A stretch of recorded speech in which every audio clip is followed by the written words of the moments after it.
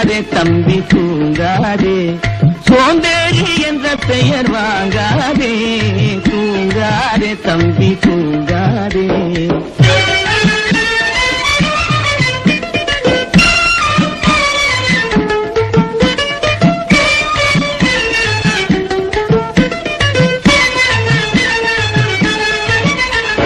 நல்ல பொழுதையெல்லாம் தூங்கி கெடுத்தவர்கள் நாட்டை கெடுத்ததுடன் தானும் கெட்டார்.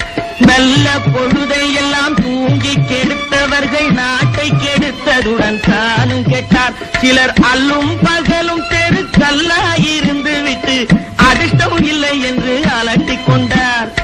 அல்லும்